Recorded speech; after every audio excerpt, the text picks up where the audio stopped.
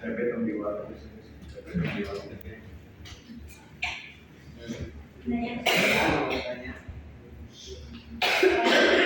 Bagaimana cara menerapkan Pancasila di kehidupan kita sehari-hari? Iya. Kamu juga ya? Iya. Ceweknya ada yang mau nanya kak?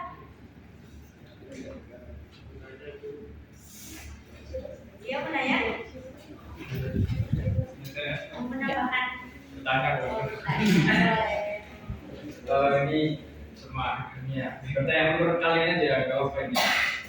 Bagaimana tanggapan kalian mengenai pemerintah di Indonesia sekarang? Kan banyak pemerintah yang bahkan mereka tahu bahwasanya Pancasila ini sebagai dasar negara ataupun bernegara dan berbangsa.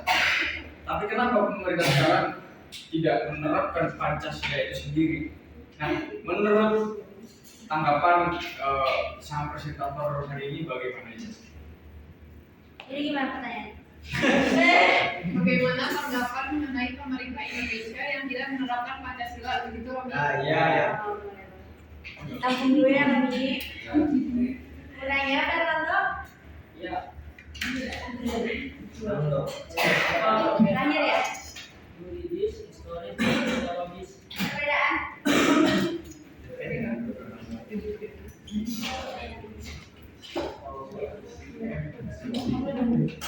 Sabar Pak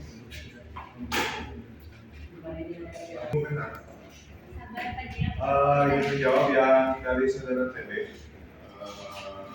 Apa dari pertanyaannya bagaimana cara menerapkan Pancasila dalam kehidupan sehari-hari? Jadi Anda dapat menerapkan Pancasila dalam kehidupan sehari-hari dengan menjunjung nilai dasar seperti gotong royong, keadilan sosial, demokrasi, persatuan, dan ketuhanan yang Maha Esa. Misalnya berpartisipasi dalam kegiatan gotong royong, memperlakukan orang lain dengan adil, itu sesuai dengan Pancasila yang kedua. Terus dan menjunjung tinggi rasa persatuan dalam keberagamaan, itu sesuai dengan Pancasila yang ketiga.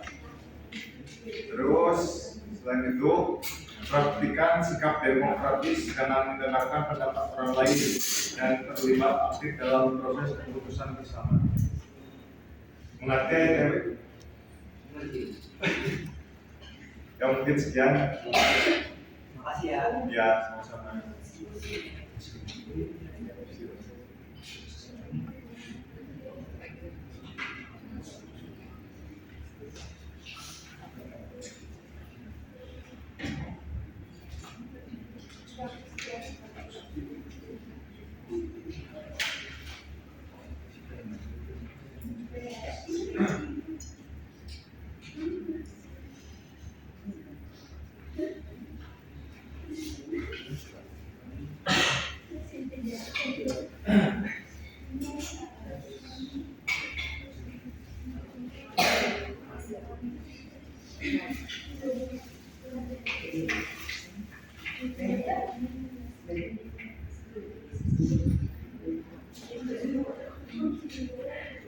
Kali ini saya akan menjawab pertanyaan dari Romi. Bagaimana tanggapan mengenai pemerintah Indonesia tidak menerapkan Pancasila? Jadi menurut saya intinya pemerintah itu harus bertanggung jawab ya. Jadi kalau pemerintah tidak menerapkan Pancasila secara konsisten, jadi maka sebuah perdebatan dan memprihatinkan. Jadi Pancasila adalah dasar negara Indonesia dan menjadi pedoman bagi pembangunan nasional. Jadi jika pemerintah tidak mematuhi nilai Pancasila, hal ini dapat memicu ketidakpuasan masyarakat dan mempengaruhi kestabilan sosial. Jadi penting untuk mendorong penerapan dan pemeliharaan Pancasila sebagai landasan moral dan etika dalam tata kelola.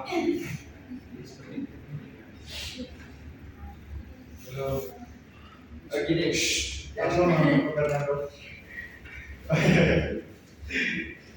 yang saya tanyakan kan pendapat kalian sendiri, bukan dari.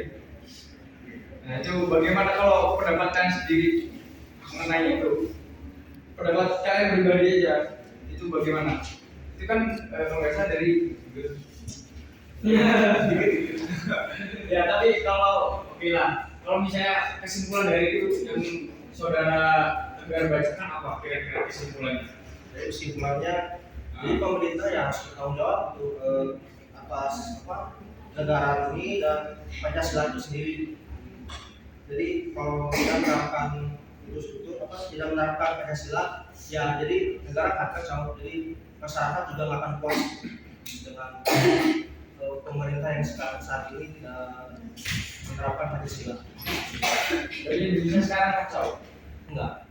Ada beberapa, tapi kan yang sekarang ini terjadi kan, Ya, jadi ada beberapa. ya, terima kasih.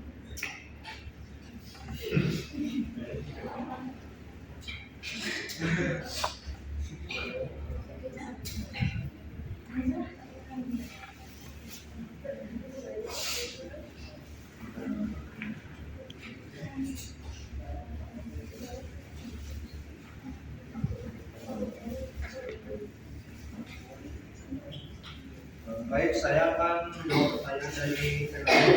Apa perbedaan yuridis, historis, dan sosiologis dan politik? Jadi yuridis adalah menekankan pada aspek hukum dan peraturan, lalu historis berkaitan dengan aspek sejarah dan perkembangan hukum, lalu sosiologis meneliti hukum sebagai fenomena sosial, dan terakhir politik menyelidiki hubungan antara hukum dan politik. Seperti itu. Bu Fernando, boleh dia mau nanya? Ya, termin 2 ya, dibuka termin 2.